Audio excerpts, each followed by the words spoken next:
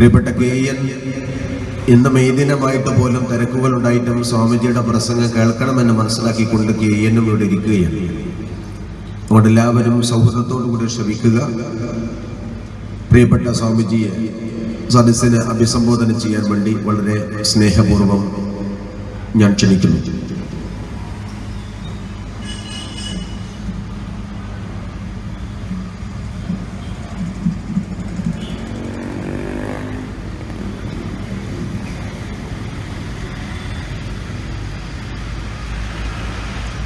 ബിസ്മില്ലാഹിർറഹ്മാനിർറഹീം. അൽഹംദുലില്ലാഹി റബ്ബിൽ ആലമീൻ. അർറഹ്മാനിർറഹീം. മാലികി യൗമിദ്ദീൻ. ഇയ്യാക നഅ്ബുദു വഇയ്യാക നസ്തഈൻ. ഇഹ്ദിനസ് സിറാത്തൽ മുസ്തഖീം. സിറാത്തൽ ലദീന അൻഅംത അലൈഹിം ഗൈറൽ മഗ്ദൂബി അലൈഹിം വലദ്ദാലീൻ. ബിസ്മില്ലാഹിർറഹ്മാനിർറഹീം. ഖുൽ ഹുവല്ലാഹു അഹദ് അല്ലാഹുസ് സമദ് ലം യലിദ് വലം യൂലദ് വലം യകുൽ ലഹു കുഫുവൻ അഹദ്.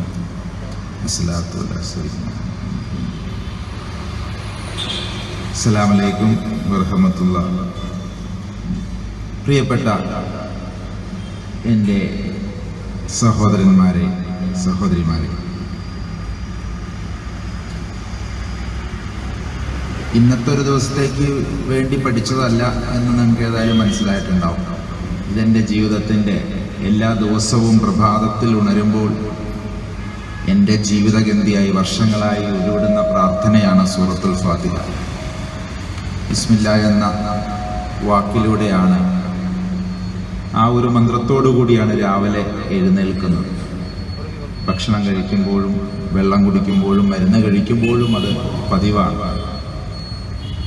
അത് ചെയ്യാത്തതായ ഒരുപാട് മുസ്ലിം സുഹൃത്തുക്കളെ കണ്ടിട്ടുമുണ്ട്. സൗഹാർദ്ദം എന്ന് പറയുന്നത് ആചരണത്തിലൂടെ കാണിച്ചു കൊടുക്കേണ്ടതാണ്. ഒരു കാലഘട്ടത്തിൽ ഇത്തരം സൗഹാർദ്ദ സമ്മേളനങ്ങൾക്ക് പോകാതെയായിരുന്നു.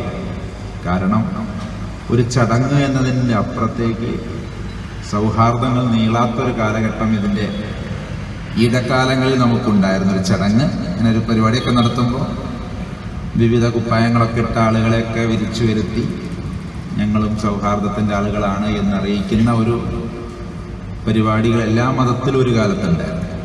പക്ഷെ ഇന്ന് വീണ്ടും ഇത്തരം വേദികളിൽ കൂടുതൽ പങ്കെടുക്കണമെന്ന് ആഗ്രഹിക്കുകയാണ്. അതുകൊണ്ടാണ് എവിടെ ഒരു സമ്മേളനം ഉണ്ടെങ്കിലും വിളിച്ചാൽ ഏത് ബുദ്ധിമുട്ടും സഹിച്ചും എത്ര ദൂരെയും പോയി പങ്കെടുക്കാറുണ്ട്. മുൻപ് പലരും സൂചിപ്പിച്ചതുപോലെ നമ്മുടെയൊക്കെ കാലഘട്ടം ഒരു വല്ലാത്ത കാലഘട്ടത്തിലൂടെയാണ് കടന്നു പോകുന്നത്. ഒരുപാട് തെറ്റിദ്ധരിപ്പിക്കപ്പെടുകൾ, പ്രത്യേകിച്ച് ഇസ്ലാമിനെ കുറിച്ച് ഒരുപാട് തെറ്റിദ്ധാരണകൾ ഇന്ന് പരന്നുകൊണ്ടിരിക്കുകയും പരത്തിക്കൊണ്ടിരിക്കുകയും ചെയ്യുന്ന കാലഘട്ടത്തുമാണ്. ഒരു ഇസ്ലാമായി ജീവിക്കുമ്പോൾ തന്നെ പ്രൂവ് ചെയ്യേണ്ട, തന്നെ പ്രൂവ് ചെയ്യാൻ തെളിയിക്കപ്പെടുന്ന ഒരു കാലഘട്ടം പലപ്പോഴും അങ്ങനെ ഒരു കാലഘട്ടത്തിലാണ് പലപ്പോഴും എൻ്റെ സഹോദരന്മാരായിട്ടുള്ള മുസ്ലിങ്ങളെ കുറിച്ച് ഞാൻ ചിന്തിക്കാറുണ്ട്. അവർ പലതും ഇവിടുന്ന് തെളിയിക്കപ്പെടേണ്ടിയിരിക്കും. അവരിൽ നിന്ന് പലവരും പല തെളിവുകളും ആവശ്യപ്പെട്ടുകൊണ്ടിരിക്കും. ആ ഒരു ഘട്ടത്തിലേക്ക് എത്തുകയാണ് ചെയ്തുകൊണ്ടിരിക്കുന്നത് എന്ന് പലപ്പോഴും ഈ സമുദായവും മനസ്സിലാക്കുന്നുണ്ട്. എനിക്കൊന്നും തെളിയിക്കേണ്ടതായിട്ടില്ല ആരുടെ മുമ്പ്. സ്വാമി പറഞ്ഞു ആ ഒരു ലേബലോടുകൂടി. പക്ഷെ ഇന്നൊരാളുടെ പേര് കേൾക്കുമ്പോൾ പല രാജ്യങ്ങളിലും ചെന്ന് എയർപോർട്ടുകളിൽ ചെന്ന് ഇറങ്ങുമ്പോൾ പേരിൻ്റെ കൂടെയോ അല്ലെങ്കിൽ താടിയോ തൊപ്പിയോ അല്ലെങ്കിൽ എന്തെങ്കിലും ഒരു ചിഹ്നമോ കാണുമ്പോൾ താൻ അതോടെ പലതും തെളിയിക്കപ്പെടേണ്ടി വരികയാണ്. വല്ലാത്തൊരവസ്ഥയാണ് അവിടെ നമുക്കൊക്കെ സംജാതമായിക്കൊണ്ടിരിക്കുന്നത്. ഇതിനുള്ള പല കാര്യങ്ങളും പ്രശ്നങ്ങളും അല്ലെങ്കിൽ പലരുടെയും വീക്ഷണങ്ങൾ നമ്മളിവിടെ കണ്ടു കഴിഞ്ഞു. ഞാനൊരു മനഃശാസ്ത്രജ്ഞനായിട്ടാണ് കൂടുതലും, മനഃശാസ്ത്ര വിഷയങ്ങളാണ് കൂടുതലും കൈകാര്യം ചെയ്യുന്നത്. ഞാനൊരു മതപ്രഭാഷകനോ അമ്പലപ്രഭാഷകനോ ഭാഗവതം പറയുന്ന ആളോ അങ്ങനെയായിട്ടൊന്നും കൂടുതൽ പോകാറില്ല. അതൊക്കെ ചെയ്യാൻ അറിയാമെങ്കിലും ഞാൻ കൂടുതൽ ആളുകളുമായി എല്ലാ ദിവസവും സംവദിച്ചുകൊണ്ടിരിക്കുന്ന ഒരു മനഃശാസ്ത്രം എന്ന് പറയുന്ന വിഷയമായിട്ടാണ്. എല്ലാ ശാസ്ത്രങ്ങളുടെയും മാതാവാണ് മനഃശാസ്ത്രമെങ്കിലും ഇന്നും നമ്മുടെയൊക്കെ പാഠ്യ പഠന വിഷയങ്ങളിൽ മനഃശാസ്ത്രം ഒന്നും ഒരു വിഷയവുമായി വരുന്നില്ല. കാരണം ലോകമുണ്ടായ അത് മനുഷ്യനായി തീർന്ന നിമിഷം മുതൽ, മനുഷ്യനെ സൃഷ്ടിച്ച നിമിഷം മുതൽ മനുഷ്യന് മനഃശാസ്ത്രമുണ്ട്, മറ്റു ജീവികളിൽ നിന്ന് വ്യത്യസ്തമായി. എന്നിരുന്നാൽ പോലും നമ്മൾ ഇത്രയും ആഴമായി പലപ്പോഴും മനഃശാസ്ത്രം പഠിപ്പിക്കാറില്ല. ഒരു കാലഘട്ടത്തിൽ അതാത് മതങ്ങൾ അവരുടെ പരിപ്രേക്ഷ്യത്തിൽ ഈ മനഃശാസ്ത്രത്തെ നന്നായി വിശകലനം ചെയ്ത് ഉപയോഗിച്ച്, അല്ലെങ്കിൽ അതിൻ്റെ ഉപയോഗങ്ങളെ നാട്ടുകാർക്ക് വേണ്ടി, അവരുടെ മതവിശ്വാസികൾക്ക് വേണ്ടി കൊടുത്തിരുന്നു. എന്നാൽ ഇന്ന് എല്ലാ മതങ്ങളും അതിൽ പരാജയപ്പെടുകയാണ്. കാരണം പഴയ തലമുറയിലെ കുട്ടികളോട് പറഞ്ഞ് പേടിപ്പിക്കുന്ന രീതിയിലുള്ള മതപ്രബോധനങ്ങളോ ആചരണങ്ങളോ ഇന്ന് ഒരു മതത്തിലെ കുട്ടികൾക്കും താല്പര്യമില്ലാതെയായിക്കൊണ്ടിരിക്കുന്ന കാലഘട്ടത്തിലാണ്. പ്രത്യേകിച്ച് സുന്നി യുവജന സംഘവും അല്ലെങ്കിൽ ഇതുമായി ബന്ധപ്പെട്ട പ്രസ്ഥാനങ്ങൾ, SYS, SK, ഇതൊക്കെ ചിലപ്പോൾ പറഞ്ഞാൽ തെറ്റും, അല്ല SK, SSF. അപ്പം ഇങ്ങനെയൊക്കെയുള്ള മത നേതൃത്വവുമായി ബന്ധപ്പെട്ട് നിൽക്കുന്നവരും ശ്രദ്ധിക്കേണ്ടുന്നൊരു വലിയ കാര്യമാണ്. പഴയത് തന്നെയാണെങ്കിലും അതിൻ്റെ പുതിയ പരിപ്രേക്ഷ്യം നാം തേടേണ്ടിയിരിക്കും. പല കാര്യങ്ങളും നമ്മൾ പുനർവിചാരണം ചെയ്യേണ്ടിയിരിക്കും. അതിന് പകരം വീണ്ടും പഴമയിലേക്ക് പോകാൻ ഇഷ്ടപ്പെടുന്ന ഒരു ഗ്രൂപ്പ്, ആ പഴമയിൽ തന്നെ നിലനിൽക്കണമെന്ന് ശഠിക്കുന്ന മറ്റൊരു തീവ്രവാദ ഗ്രൂപ്പ്, 1-ാം നൂറ്റാണ്ടിൻ്റെ ആചാരങ്ങളിലേക്ക് തിരിച്ചു പോകണമെന്നും അവിടെ ആടുമേക്കലല്ലാതെ മറ്റൊന്നും സ്വീകാര്യമല്ല എന്ന് പറയുന്ന ഒരു ഗ്രൂപ്പ്, കാലഘട്ടത്തിനനുസരിച്ച് മുന്നോട്ടൊഴുകുന്ന ചരിത്രത്തെ പുറകോട്ട് പുഴയെ തിരിച്ചൊഴുക്കാൻ വേണ്ടി ശ്രമിക്കുമ്പോഴുണ്ടാകുന്ന അന്തർസംഘർഷമാണ് ഇന്നത്തെ ലോകത്തിൽ നമ്മൾ കാണുന്നത്. ഇവിടെയാണ് ഒരു ബഹുസ്വര ലോകത്തിൽ എങ്ങനെയാണ് നമ്മൾ ഓരോരുത്തരും നിലനിന്ന് പോകേണ്ടത് എന്ന് മനസ്സിലാക്കുക. എൻ്റെ ജീവിതത്തിലേക്ക് ഖുർആൻ കടന്നു വരുന്നത്, ഞാനൊരു മലപ്പുറം ജില്ലയിൽ ജനിച്ചു വളർന്നൊരു വ്യക്തിയായതുകൊണ്ട് എൻ്റെ ജീവിതത്തിലേക്ക് ഖുർആൻ കടന്നു വരുന്നത് വളരെ ചെറുപ്പത്തിൽ തന്നെയാണ്. മതമില്ലാത്ത ജീവനായിരുന്നു എൻ്റെ അച്ഛനും അമ്മയും. വിവിധ മതങ്ങളിൽപ്പെട്ട 2 വ്യക്തിത്വങ്ങൾ. അവരെ ഇണക്കിയിരുന്നത് മതമില്ലായ്മയാണ്. അതുകൊണ്ട് തന്നെ ചെറുപ്പം മുതലേ ഞങ്ങൾക്ക് പള്ളിയിലോ അമ്പലത്തിലോ മദ്രസിലോ മസ്ജിദിലോ മോസ്കിലോ എവിടെ പോയാലും അവിടെ പോയി വിഷമിപ്പിക്കരുത് അവരോടായിട്ട് നല്ലൊരു കുട്ടിയായിരിക്കണം എന്ന് മാത്രമാണ് അവരൊക്കെ പറഞ്ഞുകൊണ്ടിരുന്നത്. അതുകൊണ്ട് തന്നെ തൊട്ടടുത്ത പള്ളികളിലേക്ക് പോവുകയും മദ്രസിൻ്റെ വരാന്തയിൽ പോയി ഇരിക്കുകയും വെള്ളിയാഴ്ച നമസ്കാരത്തിൻ്റെ സമയത്ത് കുത്തുബ കേൾക്കാൻ വേണ്ടി പള്ളിയുടെ വരാന്തയിലോ അല്ലെങ്കിൽ പള്ളിക്കാട്ടിലോ എവിടെയെങ്കിലുമൊക്കെ പോയി ഇരിക്കുകയൊക്കെ ചെയ്യുന്നൊരു ബാല്യമുണ്ടായിരുന്നു. ഖുർആൻ വായിക്കണം, കാണണം, തൊടണം എന്നൊക്കെ പറഞ്ഞപ്പോൾ ആദ്യം വിധി നിഷേധമാണ് അറിഞ്ഞത്. അത് നിങ്ങൾക്ക് തന്നാൽ ഞങ്ങളുടെ കണ്ണും പൊട്ടും, ഇത് തൊട്ട ഞങ്ങളുടെ കണ്ണും പൊട്ടും. അങ്ങനെ കണ്ണുപൊട്ടലിൻ്റെ ഒരു ബുക്കായിട്ടാണ് ആദ്യമായിട്ട് ഖുർആൻ ഞാൻ പരിചയപ്പെടുന്നത്. പിന്നീട് വായിക്കുമ്പോഴാണ് മനസ്സിലാകുന്നത് കണ്ണ് തുറക്കാനുള്ള ഒരു പുസ്തകമായിരുന്നു. ഇത് നമ്മുടെയൊക്കെ ചരിത്രത്തിൽ വന്ന തെറ്റുകളാണ്. ഇന്നും ഖുർആനെ കുറിച്ച് ചിന്തിക്കുമ്പോൾ മാപ്പിള തഫ്സീറുകളല്ലാതെ, മാപ്പിള ട്രാൻസ്ലേഷൻസ് അല്ലാതെ, ബ്രാക്കറ്റില്ലാത്തൊരു ഇസ്ലാമിക അല്ലെങ്കിൽ ഒരു ഖുർആൻ പരിഭാഷ്യം, ഒരു ഖുർആൻ പരിഭാഷ ഇന്നും മലയാളത്തിന് ലഭ്യമല്ല. സുഗമമായ ഒരു കവിത്വമുള്ള ലാംഗ്വേജിൽ, അല്ലെങ്കിൽ ആർക്ക് വായിച്ചാലും മനസ്സിലാകുന്ന ഒരു സരള പരിഭാഷ മുസ്ലിങ്ങൾക്ക് വേണ്ടി തയ്യാറാക്കിയ 1-2 ട്രാൻസ്ലേഷൻസ്. അതിൽ തന്നെ നമ്മുടെയൊക്കെ സമുദായം ട്രാൻസ്ലേഷൻസിലേക്ക് ഇറങ്ങാൻ കുറേ സമയമെടുക്കും. ചെറിയ മുണ്ടം അബ്ദുൽ ഖാദർ മൗലവിയും IPHൻ്റെ മൗദൂദിയുടെ വ്യാഖ്യാനവും യൂസുഫ് അലി ട്രാൻസ്ലേഷനൊക്കെ ആയിരുന്നു ആദ്യകാലങ്ങളിൽ ഞാനൊക്കെ ആശ്രയിച്ചുകൊണ്ടിരുന്നത്. പിന്നീടും ഒരു സൂഫി പരിപ്രേക്ഷ്യത്തിലോ അല്ലെങ്കിൽ ഒരു സുന്നി പരിപ്രേക്ഷ്യത്തിലോ ഇന്നും നല്ല ഒരു ഖുർആൻ പരിഭാഷ ഇന്നും നമുക്ക് അന്യമാണ് എന്നുള്ളത് ഖേദപൂർവ്വം ഓർമ്മിപ്പിക്കുകയാണ്. ഇപ്പോൾ വളരെ അടുത്ത കാലത്തൊരു ഖുർആൻ തസ്വീറുമായി ബന്ധപ്പെട്ട് തസ്വീറുൽ ഫുർഖാൻ എന്നൊരു പ്രൊജക്റ്റുമായി ഞാൻ ബന്ധപ്പെട്ട് പ്രവർത്തിക്കുന്നത്. ദൈവശാസ്ത്രപരമായ ആയത്തുകളെല്ലാം വ്യാഖ്യാനിക്കാനാണ് എൻ്റെ നിയോഗം. അപ്പോൾ ആ തസ്വീർ പുറത്തിറങ്ങുമ്പോൾ അത്യാവശ്യം എല്ലാവരാലും ചെയ്യപ്പെട്ട, അതായത് ദൈവശാസ്ത്രപരമായ ദൈവം തന്നെ പറയുന്ന വാക്കുകളെക്കുറിച്ചാണ്. ഒരു 100-300 ഇടങ്ങളിൽ അത് ദൈവത്തെ തന്നെ വെളിപ്പെടുത്തുന്ന ഖുറാനിക ആയത്തുകളുണ്ട്. ആയത്തുൽ കുർസി മുതൽ ആയത്തുൽ കുർസി മുഴുവൻ അതാണല്ലോ. അപ്പം അത്തരമുള്ള ട്രാൻസ്ലേഷൻസ് നടന്നുകൊണ്ടിരിക്കും. അതുമായി ഒക്കെ ബന്ധപ്പെടുമ്പോൾ എന്നോടും പല ചോദ്യങ്ങൾ ചോദിക്കാറുണ്ട്. നിങ്ങളൊരു സ്വാമിയായിട്ട് എന്തിനാണ് ഇതിനു വേണ്ടി പോകുന്നത്? ഇപ്പോൾ വന്ന് എന്നെ മാപ്പിളസ്വാമി എന്നാണ് പറയുന്നത്. എൻ്റെ പേരുള്ള 2 സ്വാമിമാരുണ്ട് കേരളത്തിൽ. അപ്പോൾ ഒന്ന് എന്നെക്കാളും സീനിയറായിട്ടുള്ള ഒരാളാണ്. അപ്പോൾ ഈ ആത്മാനന്ദ തീർത്ഥ എന്നാണ് എൻ്റെ സന്യാസനാമം. ഡോക്ടർ ആത്മദാസ്യമി എന്നുള്ളത് പണ്ടുള്ള അതും ഒരു ദീക്ഷാനാമമാണെങ്കിലും സ്വാമി ആത്മാനന്ദ തീർത്ഥ, ആത്മാനന്ദന്മാർ 2 എണ്ണം. അപ്പോൾ ചിലർക്ക് ഏത് ആത്മാനന്ദനാണ്? അപ്പോൾ ഉടനെ വരും മാപ്പിളസ്വാമി, മാപ്പിളാരൊപ്പം നടക്കണ ചങ്ങായി എന്ന് പറഞ്ഞാൽ എന്നെ പിടികിട്ടി. സൗഹാർദ്ദത്തിൻ്റെ മറ്റൊരു മോഡലാണ് ഞാൻ ഇത് പറയാൻ കാരണം, ഞാൻ എൻ്റെ ജീവിതം ഇവിടെ പറയാൻ കാരണം മറ്റൊന്നുമല്ല.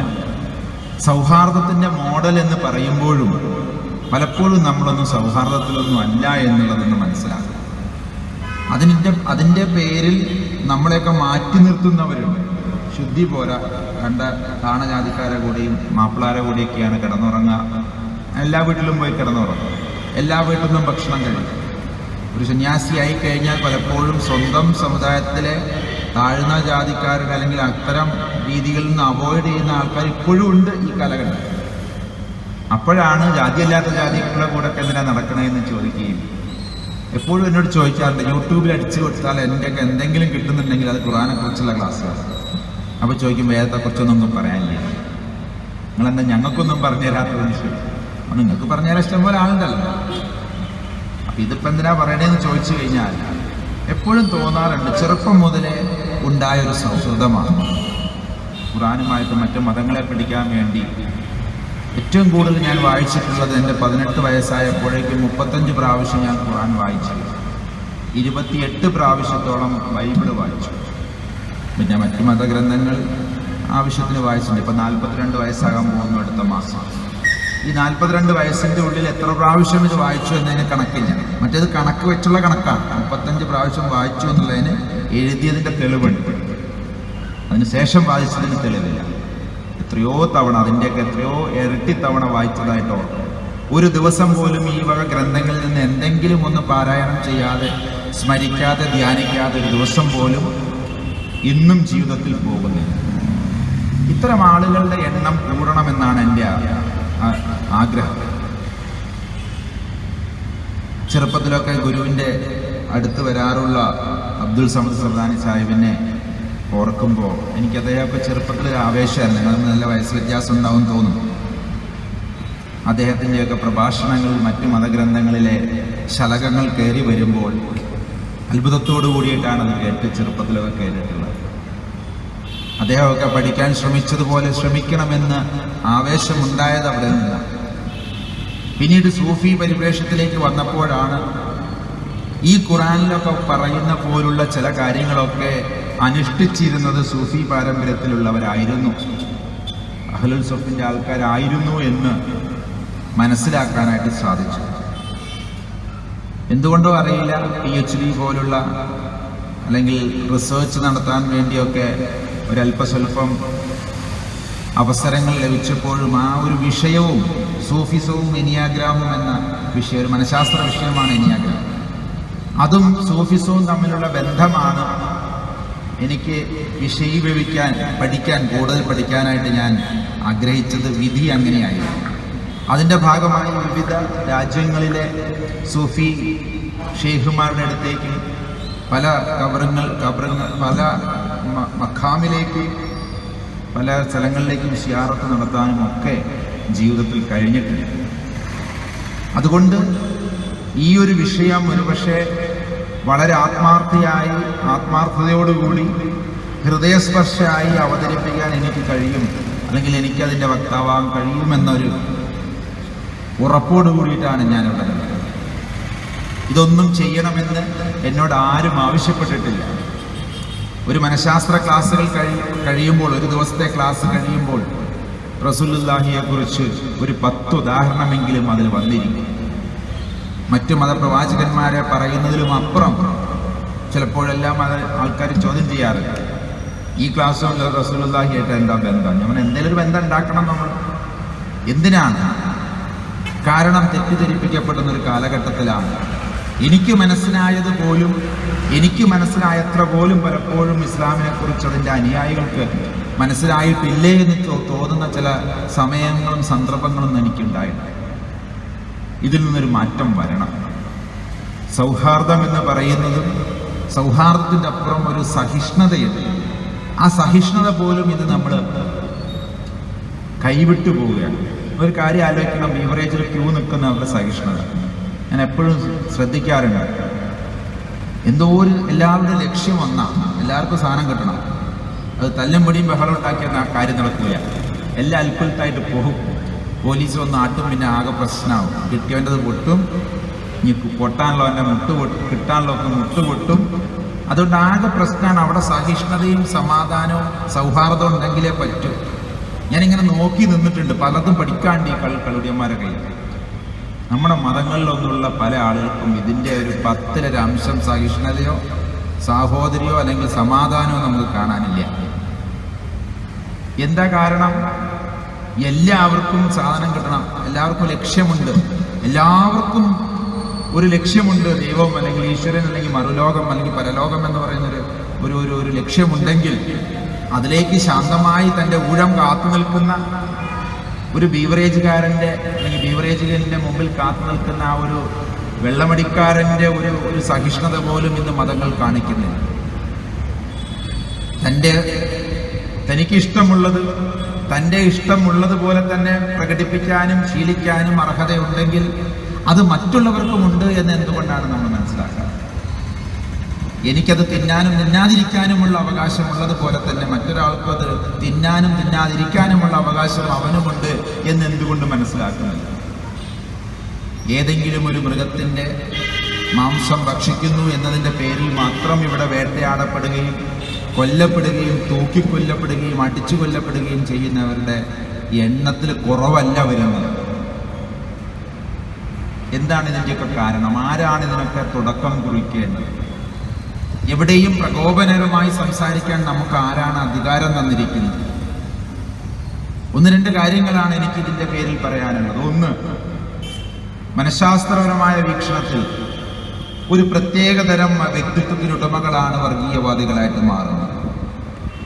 അത് ഇനിയെങ്കിലും പറഞ്ഞില്ല എങ്കിൽ, ഇത്തരം വേദികളിലെങ്കിലും അത് പറഞ്ഞില്ല എങ്കിൽ, നമ്മുടെ കുട്ടികൾ, നമ്മളൊക്കെ കേട്ടതാണ്, വളരെ വിഷമത്തോടു കൂടി കേട്ടതാണ്. 1-ാം നൂറ്റാണ്ടിൻ്റെ അല്ലെങ്കിൽ ഒന്നാം തലമുറയിലെ സഹാബത്തും സഹാബത്തിനു ശേഷമുണ്ടായ ആ കാലഘട്ടത്തിലേക്ക് തിരിച്ചു പോകണമെന്ന് പറയുന്ന ഒരു പ്രസ്ഥാനത്തിൻ്റെ ആളുകളിലേക്ക്, ആ ഒരു പ്രസ്ഥാനത്തിലേക്ക് നമ്മുടെ നാട്ടിൽ നിന്നും സർവ്വതും ഉപേക്ഷിച്ചുകൊണ്ട് കുട്ടികൾ കയറിപ്പോവുകയാണ്. പലരും എന്നോട് ചോദിച്ചു, നിങ്ങൾ എന്തെങ്കിലും എഴുതണം പറയുകയും ചെയ്യണം. എഴുത്തിലൊന്നും നടക്കൂല, കാരണം അതിന് മാത്രമേ എഴുതാനുണ്ടാവും. പക്ഷെ ഈ കിട്ടുന്ന ചെറിയ സന്ദർഭങ്ങളിൽ ഞാൻ പറയുകയാണ്, എന്താണ് അവരുടെ മനഃശാസ്ത്രം എന്താണെന്നാണ് ഒരു മനഃശാസ്ത്രത്തെ ഫോളോ ചെയ്യുന്ന ഞാൻ ആലോചിച്ചു നോക്കിയത്. അപ്പോഴാണ് മനസ്സിലാകുന്നത്, എനിയാഗ്രാം പോലുള്ള ഈ വലിയ വിഷയങ്ങൾ പഠിപ്പിക്കുകയും ചെയ്യുന്നതുകൊണ്ട് മനസ്സിലാകുന്നത്, പെർഫെക്ഷനിസ്റ്റുകൾ എന്ന് പറയുന്ന ഒരു ഗ്രൂപ്പ് നമ്മളുടെ 9 വ്യക്തിത്വങ്ങളിൽ ചില ആളുകൾ വളരെ പെർഫെക്ഷനിസ്റ്റുകളാണ്, സമ്പൂർണവാദികളാണ്. എൻ്റെ ദൈവം സമ്പൂർണനായിരിക്കുന്നത് പോലെ ഞാനും സമ്പൂർണനായിരിക്കണം എന്ന് ബൈബിളിലൊരു വാചകമുണ്ട്. അതാണ് അവരുടെ എല്ലാ സമ്പൂർണവാദികളുടെയും തലയിൽ അറിഞ്ഞോ അറിയാതെ കൊണ്ട്, ദൈവം പൂർണ്ണനായിരിക്കുന്ന പോലെ ഞാനും പൂർണ്ണനായിരിക്കണം. ഈ പരിപൂർണത ഉണ്ടാകാൻ വേണ്ടി വേണ്ടതിനേക്കാൾ കൂടുതൽ പരിപൂർണരാകാൻ ശ്രമിക്കുന്നവരാണ് ലോകത്തിൻ്റെ ഉറക്കം കെടുത്തുന്നത്. ലോകത്തിൻ്റെ ഉറക്കം കെടുത്തുന്നവർക്ക് ഈ ഒരു മനോഭാവമാണ്. അവരുടെ ഉള്ളിലെ മനഃശാസ്ത്രം സ്വാർത്ഥതയാണ്. എൻ്റെ കാര്യം ഞാൻ പോകണം, അതിൻ്റെ ബാപ്പ പോയാലും വേണ്ടില്ല, അമ്മ പോയാലും വേണ്ടില്ല, പെങ്ങൾ പോയാലും വേണ്ടില്ല, ഞാൻ ഒരൊക്കെ വിളിച്ചിക്കണ്, വേണ്ടവർ പറഞ്ഞോളൂ, ഞാൻ പോകണം, എൻ്റെ കാര്യം റെഡിയാകണം. സ്വാർത്ഥതയാണ് അവരെ മുന്നിലേക്ക് നയിക്കുന്നത് ഓരോ തീവ്രവാദികളും. അതിൽ മതം എന്നതിന് രാഷ്ട്രീയം എന്നതോ വ്യത്യാസമില്ല. രാഷ്ട്രീയവും മതവും വ്യത്യാസമില്ലാതെ തീവ്രവാദത്തിൽ എടുക്കുന്നവരുടെ എല്ലാവരുടെയും ഒരു മനഃശാസ്ത്രം, അത് ലോകത്തിൻ്റെ ഏത് വിഭാഗത്തിലാണെങ്കിലും അവരുടെയൊക്കെ മനഃശാസ്ത്രം ഒന്നാണ്. കാരണം എൻ്റെ കാര്യം കഴിച്ചിലാക്കണം എന്നുള്ളൊരു തെറ്റായ ധാരണ. എൻ്റെ കാര്യം കഴിച്ചിലാക്കണം ഇങ്ങനെയൊന്നും ആവശ്യമില്ല, ഇത്രയും തീവ്രമാകേണ്ട ആവശ്യമില്ല. ഇല്ലെങ്കിൽ അവസാനം വേറെ ആരും പറയാനുണ്ടാവില്ല, ഞാൻ തന്നെ ഉത്തരം പറയാൻ ഉണ്ടാവുള്ളൂ എന്നൊക്കെ തോന്നലും പേടി, ഈ പറയുന്ന പോലെ സ്വാർത്ഥത, ഇതൊക്കെയാണ് ഇവരുടെ മുഖമുദ്രകൾ.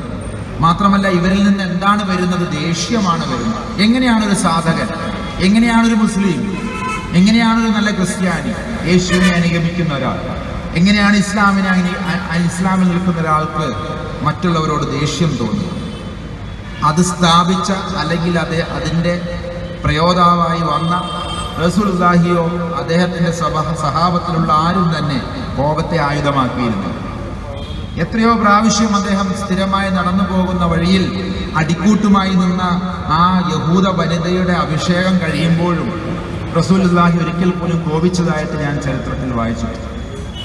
ഒരിക്കൽ പോലും ആ കുട്ടിയെ ഒരു ദ്വേഷത്തോടു കൂടി ഛേ എന്നൊരു വികാരത്തോടു കൂടി ആ കുട്ടിയെ നോക്കിയിട്ടില്ല. സങ്കടം തോന്നിയിട്ടില്ല അദ്ദേഹത്തിന്. ഞാൻ അല്ലാഹുവിൻ്റെ റസൂലായിട്ട് പോലും എനിക്കിതൊക്കെ വരുന്നുണ്ടല്ലോ റബ്ബേ എന്നൊരു വിഷമം അദ്ദേഹത്തിൻ്റെ മുഖത്ത് നിഴലിച്ചിട്ടില്ല, പേടിച്ചിട്ടില്ല, ദേഷ്യപ്പെട്ടിട്ടില്ല. മനുഷ്യൻ്റെ അടിസ്ഥാന വികാരങ്ങളാണ് 4: സന്തോഷം, സങ്കടം, ദേഷ്യം, പേടി. ഇത് ഏത് മനുഷ്യനും ഉണ്ടാകുമെന്നാണ് പറയുന്നത്. പക്ഷെ പ്രവാചകരായി നിലനിർത്തുന്നത് ഈ 3 നെഗറ്റീവ് വികാരങ്ങളും അവർക്ക് ഉണ്ടാവില്ല. അവരുടെ മുഖത്ത്, അവരുടെ ജീവിതത്തിൽ സന്തോഷവും അതിൻ്റെ ഉൽപ്പന്നങ്ങളുമായ വികാരങ്ങൾ മാത്രമേ ഉണ്ടാവുകയുള്ളൂ. അങ്ങനെയുള്ളവരെയാണ് മഹത്തുക്കൾ എന്ന് എല്ലാ വിഭാഗങ്ങളും പറയേണ്ടത്. അങ്ങനെയുള്ളവരാണ് പ്രവാചകന്മാർ. ഈ ഒരൊറ്റ വിഷയം മതി, സങ്കടമോ ദേഷ്യമോ പേടിയോ റസൂലുള്ളാഹിക്ക് ഉണ്ടായിരുന്നില്ല. നെഗറ്റീവ് വികാരങ്ങളെ ജയിച്ചവനായിരുന്നു. ഒരു നോക്കിയാൽ മതി ആ കുട്ടി ഒരു പക്ഷേ ചാരമായി പോകും, കത്തിക്കരിഞ്ഞു പോകാനുള്ള അവസ്ഥ അദ്ദേഹത്തിനുണ്ടായിരുന്നു. യുദ്ധം ചെയ്യൽ അനിവാര്യമാകപ്പോൾ മാത്രമാണ് അദ്ദേഹം യുദ്ധം ചെയ്തത്. അതിനു മുമ്പ് പലവരും വന്നിട്ട് ചരിത്രമൊന്നും ഞാൻ നിങ്ങളെ പഠിപ്പിച്ചു തരുന്നില്ല. പല പ്രാവശ്യം നമ്മൾക്കൊന്ന് യുദ്ധം ചെയ്ത് ഇപ്രാവശ്യത്തെ അവരുടെ കരാറ് ലംഘിച്ചത് കൊണ്ട് നമുക്ക് ഹജ്ജ് ചെയ്യാൻ വേണ്ടിയിട്ട് നമ്മളൊന്ന് ഇത്ര ആൾക്കാരില്ലേ, നമ്മളൊന്ന് തലമുടി വെട്ടിയടിച്ച് ഒന്ന് തോക്കിയാലോ എന്ന് പറഞ്ഞപ്പോഴും ആയിട്ടില്ല എന്ന് പറഞ്ഞ ഒരു റസൂലുള്ളാഹി എവിടെയാണ് മറന്നത്? ഈ റസൂലുള്ളാഹിയെ മനസ്സിലാക്കാൻ നമ്മൾ എവിടെയാണ് മറന്നത്? മനസ്സിലാക്കാൻ കഴിയാതിരിക്കുന്നത് എന്തുകൊണ്ടാണ്? ഇങ്ങനെ ഓരോ പ്രവാചകന്മാരെയും എടുത്തു നോക്കും. യേശുക്രിസ്തുവിന്റെ മുമ്പിൽ വ്യഭിചാരത്തിൽ പിടിക്കപ്പെട്ട മഗ്നക്കാരി മറിയത്തെ വലിച്ചിഴച്ച് കൊണ്ടുവന്നപ്പോൾ വ്യഭിചരിച്ചവരെല്ലാവരും ആ കൂട്ടത്തിലുണ്ട്. കല്ല് പിടിച്ചിരിക്കുകയാണ്. അവസാനത്തെ ഒരു ചോദ്യം, ഇവളെ പിടിച്ചു എന്ത് ചെയ്യണം? എന്ത് പറഞ്ഞാലും യേശു കൊടുന്നു. നിങ്ങളെ ഇഷ്ടത്തിന് അല്ലെങ്കിൽ നിങ്ങളെ പ്രവാചകന്മാർക്ക് നിങ്ങളുടെ നിയമത്തിനനുസരിച്ച് കൊന്നോളൂ എന്ന് പറഞ്ഞാൽ നാളെ പറയും ഓളെ കൊല്ലാൻ കൂട്ടുന്നവനാണ് വേണ്ടത്. ഇനി കൊല്ലണ്ട അറിയാൻ പറയും, കണ്ടോ ഓൻ ഇതിനൊക്കെ കൂട്ടുക്കുന്നവനാണ്, ഓന് പുതിയ നിയമം കൊണ്ടുവരുന്നവനാണ്, ഇവൻ ഞങ്ങളുടെ പ്രവാചകന്മാരുടെ നിയമത്തിനെതിരെ എന്ത് പറഞ്ഞാലും യേശു കൊടുക്കും. ആർക്കും പറ്റാത്ത രീതിയിൽ യേശു അവിടെ ഒരു ഉത്തരം പറഞ്ഞു, നിങ്ങളിൽ പാപമില്ലാത്തവൻ ആദ്യം കല്ലെറിയട്ടെ. നിങ്ങൾ വ്യഭിചരിക്കാത്തവൻ എന്നല്ല പറഞ്ഞു, നിങ്ങളിൽ ഒരു പാപവുമില്ല എന്ന് നിങ്ങൾക്ക് ഉത്തമ ബോധമുണ്ടെങ്കിൽ നിങ്ങൾ ആദ്യം കല്ലെറിഞ്ഞിരിക്കണം. ഇത് പറഞ്ഞപ്പോൾ ഓരോരുത്തരും ആ കല്ലുകൾ ഇട്ടുപോയി എന്നും ആ സ്ത്രീയും അദ്ദേഹവും ഒറ്റയ്ക്കായപ്പോൾ ഈസാ നബി അലൈഹി സ്വലാം ഒറ്റയ്ക്കായപ്പോൾ ഈസാ നബി പറഞ്ഞു അത്രേ, ഞാനും നിന്നെ വിധിക്കുന്നില്ല. എന്നിട്ട് അദ്ദേഹമോട് ഒരു ഉപദേശവാചകവും കൂടി ചേർത്തു, നിങ്ങളും വിധിക്കരുത്, നിങ്ങളും വിധിക്കപ്പെടാതിരിക്കാൻ നിങ്ങളും വിധിക്കരുത്. ഇന്ന് ക്രിസ്തീയ സഭകളുടെ പോക്ക് എങ്ങോട്ടാണ്? പ്രിയങ്ക ചോപ്രയുടെ അമ്മയുടെ അമ്മയെ അദ്ദേഹം ഒരു ഓർത്തഡോക്സ്കാരിയായിരുന്നു, അതോ യാക്കോബക്കാരി ഓർത്തഡോക്സ്കാരിയാണ്. ആ അമ്മ മരിച്ചു വന്ന സമയത്ത് അവരൊരു ഹിന്ദുവിനെ കല്യാണം കഴിച്ചു പോയി. വർഷങ്ങൾക്ക് ശേഷം മരിച്ചു, ശവം പള്ളിയിലേക്ക് കൊണ്ടുവന്നാൽ പറഞ്ഞു, ഇവിടുന്ന് പോയിട്ട് കാലം കുറയായി, ഞങ്ങൾ ഹിന്ദുവിൻ്റെ ഒപ്പം പോയവരൊന്നും ഞങ്ങളെ പള്ളിക്കൽ കേൾക്കില്ല. അത് എല്ലാം മതങ്ങളും അങ്ങനെ ചെയ്യുന്നതായി കാണുന്നു. എന്നാൽ ചത്താലെങ്കിലും ഇങ്ങോട്ട് കൊണ്ടുവന്നല്ലോ, നമ്മുടേതാണെന്നവർ ബോധത്തിൽ തിരിച്ചു വന്നല്ലോ, നമ്മളെ കൗമിലേക്ക് തന്നെയാണല്ലോ അവസാനം വന്നത് എന്നൊരു തോന്നൽ അവർക്കുണ്ടായി. അവരവിടെ വിധിക്കുകയാണ് ചെയ്തത്. യേശുവിൻ്റെ അനുയായിക്ക് എങ്ങനെ വിധിക്കാൻ സാധിക്കും? ഇവിടെയാണ് നമ്മളൊക്കെ നമ്മുടെ പ്രവാചകന്മാരുടെ അനുയായിയായി തീരുന്നുണ്ടോ എന്നത് മാത്രം ശ്രദ്ധിച്ചാൽ നമുക്ക് ഈ പ്രശ്നത്തിന് പരിഹാരമാകും. ഞാൻ ശ്രീനാരായണ ഗുരുവിൻ്റെ അനുയായിയാണെങ്കിൽ ശ്രീനാരായണ ഗുരുവിൻ്റെ അനുയായിയാണെങ്കിൽ അദ്ദേഹം പറഞ്ഞതുപോലെ ഞാൻ പ്രവർത്തിക്കും. ഞാൻ വിവേകാനന്ദ സ്വാമികളുടെ അനുയായിയാണെങ്കിൽ ഞാൻ അദ്ദേഹം പറഞ്ഞതുപോലെ പോലെ പിൻപറ്റണം. അല്ലാതെ SNDP ഏതെങ്കിലും ഒരു സംഘടനയെ സപ്പോർട്ട് ചെയ്യുന്നവരായി നമ്മൾ അധപ്പതിക്കരുത്. സംഘടന ആവശ്യമാണ്, അത് അതിൻ്റെതായ അർത്ഥത്തിൽ ആവശ്യമാണ്. പക്ഷെ അതിനുമുപരിയാണ് ഖുർആനും സുന്നത്തും, അതിനുമുപരിയാണ് നമ്മുടെ പ്രവാചകന്മാരും, അതിനുപരിയാണ് ദൈവത്തോടുള്ള നാളെ നമ്മുടെ ബന്ധവും വരേണ്ടത്. അതിനു പകരം ഓരോരുത്തരും ചിന്തിക്കേണ്ടത് ഇതാണ്: ഞാൻ ആരെയാണ് പിൻപറ്റുന്നത്? ശ്രീനാരായണ ഗുരുവിന്റെ അനുയായിയിൽ നിന്ന് ഇങ്ങനെ ഒരു നീക്കം വരാൻ പാടില്ല. റസൂലുള്ളാഹിയുടെ അനുയായിയുടെ കയ്യിൽ നിന്ന് ഇങ്ങനെയൊന്നും വരാൻ പാടില്ല. എത്രയെത്ര കാര്യങ്ങളിലാണ് അദ്ദേഹം നമുക്ക് മാതൃകയായിട്ടുള്ളത്. ഞാൻ MBAക്ക് ക്ലാസ്സുകൾ എടുക്കാറുണ്ട്. അമേരിക്കൻ കുട്ടികൾക്കും മറ്റ് അമേരിക്കൻ യൂണിവേഴ്സിറ്റികൾക്കൊക്കെ പോയിട്ട് MBA കുട്ടികൾക്ക് ഫസ്റ്റ് ഡേ ക്ലാസ് എടുക്കുമ്പോൾ ഞാൻ പറയും, ഞാൻ കണ്ടതിലും വെച്ച് ലോകത്തിലെ ഏറ്റവും വലിയ മാനേജ്മെന്റ് വിദഗ്ധൻ അത് റസൂലുള്ളാഹി മുഹമ്മദ് നബി സല്ലല്ലാഹു അലൈഹി വസല്ലം തങ്ങളാണെന്ന് പറയും. അപ്പൊ ഈ അമേരിക്കയിലെ കുട്ടികളൊക്കെ ഇങ്ങനെ മോത്തേക്ക് നോക്കും, you swami idiot talking about Islam. സ്വാമീനെ അവിടെ വിളിച്ചുകൊണ്ടത് അതിനൊന്നുമല്ല, ഇസ്ലാമിനെ മിണ്ടിപ്പോരുത് എന്ന മുഖഭാവത്തോടു കൂടി ഇങ്ങനെ ഇരിക്കും. ഞാൻ പറയും, ഒരു നേതാവിന് വേണ്ടുന്ന ഗുണം, ഒരു മാനേജ്മെന്റ് വിദഗ്ധൻ, ഒരു മാനേജർക്ക് വേണ്ടുന്ന ഗുണം പഠിക്കേണ്ടത് ഒരു മാനേജ്മെന്റ് വിദഗ്ധനാണ്. അതിൽ കാണുന്ന സഹവർത്തിത്വം, സഹജീവനം, സഹയാത്ര, ഇതൊക്കെ ഏറ്റവും കൂടുതൽ കാണിച്ച ഒരു പ്രവാചകൻ സഹാബത്ത് എന്ന് പറഞ്ഞാൽ തന്നെ അതാ. എത്രയോ 10 സ്ത്രീകളെ കല്യാണം കഴിച്ചിരുന്നു എങ്കിലും ഏറ്റവും കൂടുതൽ സഹാബിമാരുമായിട്ടായിരുന്നു അദ്ദേഹത്തിന് സമയം ചെലവഴിച്ചിരുന്നത്. മറ്റതൊക്കെ അദ്ദേഹത്തിൻ്റെ പ്രത്യേക സാഹചര്യങ്ങളിൽ വിധവകളെ സ്വീകരിച്ചിരുന്നുവെങ്കിൽ സൗഹൃദത്തിന് ഏറ്റവും കൂടുതൽ ഒരു മാനേജ്മെന്റ് വിദഗ്ധന് എപ്പോഴും വേണ്ടത് ഇതാണ്. സഹയാത്രകൾ നടത്തിയിരുന്നു, സഹവർത്തിത്വവും സഹജീവനവും സഹവാസവും നടത്തിയിരുന്നു. ഇതൊന്നും ഇന്ന് പലപ്പോഴും നമ്മൾ ആരും നടത്തുന്നില്ല. ഒരാൾ വന്നു കഴിഞ്ഞാൽ അയാളെ എങ്ങനെയെങ്കിലും ഒന്നങ്ങോട്ട് മാറ്റി നിർത്താനാണ് നമ്മൾ ശ്രമിച്ചുകൊണ്ടിരിക്കുന്നത്. വരുന്ന ആളുടെ പേരും ഊരും ജാതിയും പേരും അയാളുടെ അഫിലിയേഷനും അയാൾ ഏത് സംഘടനയിൽപ്പെട്ടവനാണെന്ന് നോക്കുന്ന ഈ സ്വഭാവം നമ്മൾ ആരിൽ നിന്നാണ് പഠിച്ചത്? റസൂലുള്ളാഹിക്ക് അങ്ങനെ ഉണ്ടായിരുന്നില്ലല്ലോ. തൻ്റെ പള്ളിയിലേക്ക് ചർച്ചയ്ക്ക് വന്ന അർമേനിയൻ പാത്രിയാർക്കീസും ബിഷപ്പുമാരും മെത്രാന്മാരും വന്ന സമയത്ത് രാവിലെ തൊട്ട് വൈകുന്നേരം വരെ അവർ ചർച്ച ചെയ്യുകയും വൈകുന്നേരമായപ്പോൾ അവർ പറഞ്ഞു, ഞങ്ങളുടെ കൗമാ ചൊല്ലണം, ഞങ്ങൾക്ക് ഞങ്ങളുടെ പ്രാർത്ഥനകൾ അർപ്പിക്കണം, ഞങ്ങളുടെ പള്ളികൾ അന്വേഷിച്ച് വരാമെന്ന് പറഞ്ഞപ്പോൾ അദ്ദേഹത്തിൻ്റെ സ്വന്തം പള്ളിയിൽ കിഴക്കോട്ട് കിബിലയായി നിന്നുകൊണ്ട് പ്രാർത്ഥിക്കാൻ സൗകര്യം ചെയ്തു കൊടുത്ത നബിയെ വിസ്മരിക്കപ്പെടുകയാണോ? പടിഞ്ഞാറോട്ട് നോക്കി നബിയും അനുചരന്മാരും അവിടെ നമസ്കാരം അർപ്പിച്ചപ്പോൾ അതേ പള്ളിയുടെ മറ്റേ അറ്റത്ത് കിവില കിഴക്കോട്ടായി നിന്നുകൊണ്ട് ഒരു വലിയ അർമേനിയൻ പാർട്ടിയാർക്കീസും സംഘവും അവരുടെ കുർബാന അർപ്പിക്കുകയായിരുന്നു. അവരുടെ സന്ധ്യാ നമസ്കാരം കൗമാ പ്രാർത്ഥന ചൊല്ലുകയായി. എവിടെയാണ് ഇത്തരം അസുലഭ നിമിഷങ്ങളൊക്കെ നമുക്ക് കൈവിട്ടു പോയത്? അത് തിരിച്ചു പിടിക്കേണ്ട ഓരോ സംഘക്കാരും, ഓരോ സംഘടനക്കാരും, ഓരോ മതക്കാരും ഇത് ചിന്തിക്കണം. അതെല്ലാവരും ചിന്തിക്കണം. എവിടെയായിരുന്നു ഈ സൗഹൃദം നഷ്ടപ്പെട്ടു പോകുന്നത്? സൗഹൃദം നഷ്ടപ്പെടാനുള്ള ഒരു കാരണമാണ് സ്വാർത്ഥത കൂടുന്നത്. സ്വാർത്ഥത കൂടിയാൽ ഇതിനൊക്കെ നിന്ന് വെറുതെ നമ്മളെ തൗഫീഖും ഹിദായത്തും കളയാൻ നിൽക്കണ്ട. അതാണ് ആദ്യം നമ്മുടെ മനസ്സിലേക്ക് വരിക, ഇല്ലേ? കണ്ട പൊട്ടനെയും തട്ടനെയും കണ്ട അവിടെ ഇവിടെയൊക്കെ കയറി ഇറങ്ങിങ്ങാണ്ട് എന്ന് തോന്നുമ്പോൾ തോന്നും കുറച്ചും കൂടിയൊക്കെ ഒന്നും കണ്ടിട്ട് ഈമാൻ കൂട്ടി കളയാമെന്നൊരു തോന്നുന്നു. പലപ്പോഴും സ്വാർത്ഥതയാണ് ഇതിൻ്റെ പിന്നിലെങ്കിൽ നമ്മുടെ പ്രവാചകൻ സുന്നത്ത് എന്ന് പറയുന്നത് പ്രവാചകനെ പിൻപറ്റലാണ്. പക്ഷെ ആ സുന്നത്തിലില്ലാത്തതല്ലേ ഇന്നിപ്പോ പലതും നമ്മുടെ കയ്യിലുള്ളത്. പിന്നെ ചിലവർക്ക് സുന്നത്തൊന്നും ഇല്ല, അങ്ങനെയുള്ള സംഘടനക്കാരും ഉണ്ട്. നബി വെറും ഒരു പോസ്റ്റ്മാൻ ആയിരുന്നു, അവിടെ നിന്നുള്ള കത്ത് അവിടെ കൊണ്ടുതന്ന് ഉപ്പയുടെ പോയി പോസ്റ്റ്മാനെ നമ്മളതിന് ഗൗനിക്കാറുണ്ട്, ഇല്ലല്ലോ. അപ്പൊ അങ്ങനെ പറയുന്നവരുണ്ട്. ശരി, പോസ്റ്റ്മാൻ ആണെങ്കിലും ഒരാൾ വന്നില്ലേ, ഇനി വന്നത് പ്രകാരങ്ങളൊന്നും നോക്കി. ഈ കത്ത് കിട്ടിയല്ലോ, ഇൻഡാസ് കിട്ടിയല്ലോ, അത് പ്രകാരം എവിടെയാ പറഞ്ഞിരിക്കുന്നത്? വിഭാഗീയത എവിടെയാണ് പറഞ്ഞിരിക്കുന്നത്? നബിയുടെ ആചരണം മാറ്റിവെച്ചോളൂ, അത് സുന്നികൾക്കേ ഉള്ളൂ എന്ന് വിചാരിക്കും. അല്ലാത്തവർക്കുണ്ടല്ലോ ദൈവിക ഗ്രന്ഥം എന്ന് പറയുന്നത്. സൂറത്തുൽ ബഖറ 62-ാമത്തെ ആയത്തിൽ ഇന്നല്ലദീന യാമനൂൻ വലദീന ഹാദു വനസാറ വസ്വാബീന മൻ ആമന ബില്ലാഹി വൽ യൗമിൽ ആഖിർ. ഇന്നലദീന ആമനൂൻ വിശ്വസിച്ചവനാകട്ടെ, അതായത് ആമനൂനാകട്ടെ, മോമിനീനാകട്ടെ, അറബി പ്രവാചകനിൽ വിശ്വസിച്ച മുസ്ലിങ്ങളാവട്ടെ എന്നർത്ഥം.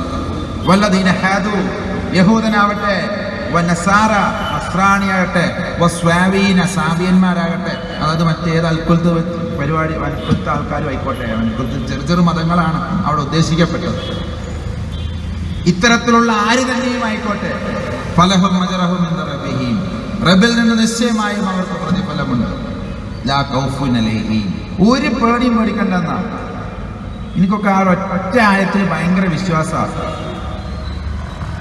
ഒരു പേടിയും പേടിക്കണ്ടെന്ന് പടച്ചോനാ പറഞ്ഞിരിക്കുന്നത്, അല്ലാതെ ഒരു സംഘടനക്കാരും അല്ല പറഞ്ഞിരിക്കുന്നത്. 2 പ്രാവശ്യം ഇത് ആവർത്തിച്ചിരിക്കുന്നു ഖുറാനിൽ. ഒരു വട്ടം തന്നെ ആവർത്തിക്കാൻ ഖുറാനിൽ സ്ഥലമില്ലാത്തവർക്ക് 2 വട്ടം അത് പറഞ്ഞു. അൽ മായിദയിലും പറഞ്ഞിരിക്കുന്നു, സൂറത്തുൽ ബഖറയിലും ഇത് പറഞ്ഞിരിക്കുന്നു. വലാ യഹ്സനൂൻ ഒരു ഇതും കൂടിയേ മറ്റോടത്ത് കൂടിയിട്ടുള്ളൂ, അല്ലെങ്കിൽ 2 ആയത്ത് കണക്കാം. റബ്ബിൽ വിശ്വസിക്കുക, ദൈവത്തിൽ വിശ്വസിക്കുക, തുടക്കമുണ്ടെങ്കിൽ ഒടുക്കമുണ്ടെന്ന് ആഖിറിലും വിശ്വസിക്കുക. സ്വാലിഹായിട്ടുള്ള പ്രവർത്തികൾ ചെയ്യും. ഇത്രേ നിബന്ധന ഖുറാനിൽ പറഞ്ഞിട്ടുള്ളൂ. ഖുറാൻ മാത്രം പറയുന്നവരോടുള്ള മറുപടിയാണ് ലാ ഇക്രാഹ ഫിദ്ദീൻ. നമ്മുടെ ആയത്തുൽ കുർസിയിലെ അവസാനം എന്ന രീതിയിൽ സമദാനി സാഹിബ് ഇവിടെ പറഞ്ഞിട്ട് പോയി. ലക്കും ദീനുക്കും വലിയ ദീൻ, നിനക്ക് നിന്റെ വഴി, പ്രബോധനം പറയാനേ നിനക്ക് അധികാരമുള്ളൂ, നിർബന്ധിക്കാൻ അനുവാദമില്ല. എല്ലാം പറഞ്ഞു കൊടുത്തിട്ട് മനസ്സിലാകാത്തവനോട് നിനക്ക് നിന്റെ വഴി, സമാധാനം നിനക്കും ഉണ്ടാകട്ടെ, എനിക്ക് എൻ്റെ വഴിയുണ്ട്, ഞാൻ ആ വഴിയിലും പോവുകയാണ് എന്ന് പറയാനാണ് നമ്മളോട് പറഞ്ഞിരിക്കുന്നത്. ഇങ്ങനെ ഓരോ മതത്തിലുടെയും ഗ്രന്ഥങ്ങളിലേക്ക് ആഴ്ന്നിറങ്ങി ചെന്നു കഴിഞ്ഞാൽ അവിടെയൊക്കെ കാണുന്നത് സൗഹാർദ്ദത്തിന്റെ ലോകാ സമസ്ത സുഖിനോപബന്ധു എന്നാ പറഞ്ഞത്. അല്ലാതെ ഇന്ത്യ രാജ്യം മാത്രം രക്ഷപ്പെട്ടേന്ന് എവിടെ പറഞ്ഞിട്ടില്ല. ലോകാ സമസ്ത എന്ന് പറഞ്ഞാൽ ഈ പറയുന്ന പാകിസ്ഥാൻ ഒക്കെയിൽ പെടുവേ. ലോകാ സമസ്ത എന്ന് പറഞ്ഞാൽ എല്ലാവരും വൈകുവേ. ലോകാഹ സമസ്ത, അതിൻ്റെ ഒക്കെ സംസ്കൃതം പറഞ്ഞാൽ ഇവിടെ തീരൂല. ഒരു ലോകം എന്നൊന്നുമല്ല പറഞ്ഞ്, ഏതൊക്കെ ലോകമുണ്ടോ ആ ലോകത്തിലൊക്കെ, ഇനി 7 ഉണ്ടോ 14 ഉണ്ടോ തർക്കമൊന്നും വേണ്ട. ഏത് ലോകം ഉണ്ടെങ്കിൽ ആ ലോകത്തിലുള്ളവർക്കൊക്കെ സമാധാനം എന്നാണ്. ഭൂലോകം മാത്രമെന്നല്ല. വസുദൈവ കുടുംബകം, ഈ കാണുന്നത് മുഴുവൻ ഒരൊറ്റ കുടുംബമാണ്. വസുന്ധര ഒരൊറ്റ ലോകമാണ്. ഭൂമി ഒരൊറ്റ കുടുംബമാണ്. ആനോ ഭദ്ര കൃതവോ എന്ന് വിശ്വതഃ, വിശ്വത്തിന്റെ ഫലഭാഗത്തു നിന്നും നല്ലത് എന്നിലേക്ക് ഒഴുകി വരട്ടെ എന്ന് പ്രാർത്ഥിച്ചവരായതുകൊണ്ടാണ് എവിടെ നിന്ന് വന്നവരെയും കൈനീട്ടി സ്വീകരിക്കാനുള്ള പ്രമാണം അവർക്കുണ്ടായത്. അല്ലാതെ ഇവിടെ ഉള്ളവർ പൊട്ടന്മാരായതുകൊണ്ട് ഇവിടെ ഒന്നും ഉണ്ടായിട്ടല്ല മറ്റുള്ളവരെങ്ങനെ സ്വീകരിച്ച് വെച്ചതെന്ന് മനസ്സിലാക്കണം. ഈ ഒരു വാക്ക് അവരുടെ പിന്നിലുണ്ടായിരുന്നു. ആനോ ഭദ്ര, ഭദ്രമായത് വരട്ടെ, കൃതവോ എന്ത് വിശ്വത, വിശ്വത്തിന്റെ പല ഭാഗങ്ങളിൽ നിന്നും let Noble thoughts flow from all directions of the universe എന്നാ പറഞ്ഞിരിക്കുന്നു. എന്നിട്ട് എന്തേ നമുക്കൊക്കെ അദ്വേഷ്ടാ സർവഭൂതാനാം മൈത്രി കരുണ ഏവച്ച. ഒരു സാധകന്റെ ലക്ഷണം പറയുകയാണ് അദ്വേഷ്ട, ഒരാളോടും ദ്വേഷിക്കാൻ പാടില്ല. സർവഭൂതാനാം, സർവഭൂതങ്ങളോടും. ഭൂതം എന്ന് പറഞ്ഞാൽ ഭവിച്ചത്, അതായത് ഉണ്ടാക്കപ്പെട്ട ഒന്നിനോടും ദേഷ്യം പാടില്ല. മൈത്രി വേണം, കരുണ വേണം, തുടങ്ങിയവ ഉണ്ടാകട്ടെ എന്ന് ഗീതയിൽ പഠിപ്പിക്കുന്നു. എവിടെയാണ് നമുക്കൊക്കെ തെറ്റിയത്? എങ്ങനെയാണ് എനിക്ക് ദേഷ്യം തോന്നുക? വേഷം ഇതായത് കൊണ്ട്, തൊപ്പി വെച്ചത് കൊണ്ട്, വെള്ള ഉടുപ്പത് കൊണ്ട്, ഇന്ന ഭക്ഷണം കഴിച്ചത് കൊണ്ട്, ഇന്ന രീതിയിൽ ദൈവത്തെ അഭിസംബോധന ചെയ്തതുകൊണ്ട് എങ്ങനെയാണ് എനിക്ക് ദ്വേഷ്ട തോന്നുക? ഞാനൊരു ഹിന്ദു ആകില്ല. ഹിംസ ദ്വേഷതീത് ഹിന്ദു എന്നൊരു ഒരു ഡെഫിനിഷൻ കൂടി ഹിന്ദുവിനുണ്ട്. ഹിന്ദു ഹിംസ, ഹിന്ദു ദ്വേഷതേ. ഹിന്ദു എന്നാൽ ഹിംസയെ ദ്വേഷിക്കുന്നവനാണ്. ഇങ്ങനെയാണ് ഹിന്ദുക്കൾക്ക് അപ്പോൾ ദ്വേഷിക്കുന്നവരായി മാറാനായിട്ട് സാധിക്കുക. അപ്പോൾ ഇന്ന് അങ്ങനെ ആരെങ്കിലും ചെയ്യുന്നുണ്ടെങ്കിൽ നമ്മൾ പറയണം ഇവൻ നമ്മളിൽപ്പെട്ടവനല്ല.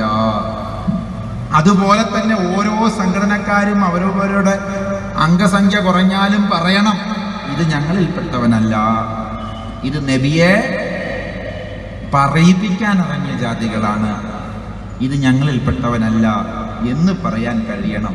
യേശുവിൻ്റെ കൽപ്പനകൾ സ്നേഹമാണ്. നിങ്ങൾ നിങ്ങളെപ്പോലെ നിന്റെ അയൽക്കാരനെയും സ്നേഹിക്കുക.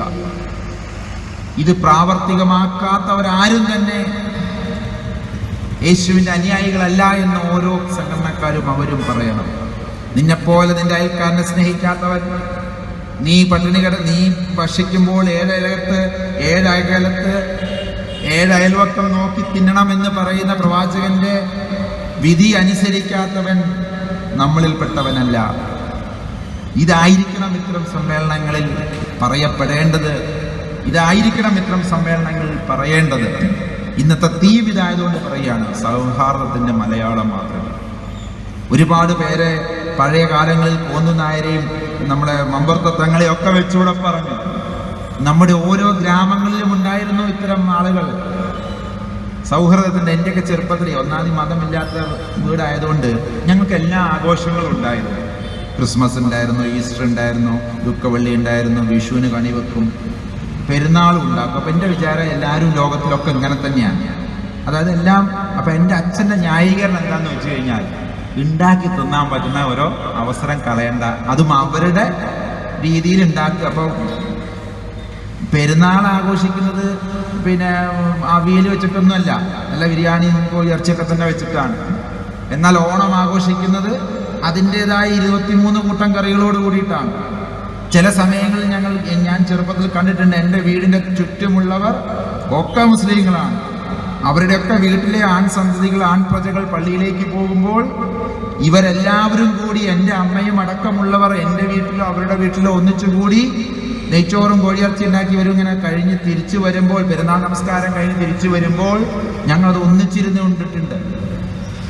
ഞങ്ങളൊക്കെ കുടിയിരിക്കൽ ഭയങ്കര രസമായിരുന്നു. എൻ്റെ അച്ഛനൊരു വീടുണ്ടാക്കി. മൂപ്പര് പറഞ്ഞൊരു 100-500 ആൾക്കാർ വരും എന്ന് പറഞ്ഞു. ആളുകിട്ട് വരാൻ തുടങ്ങിയിട്ട് 1500 കവിഞ്ഞു. അവസാനം പീടികയിൽ അരി ഇല്ലാണ്ടായി.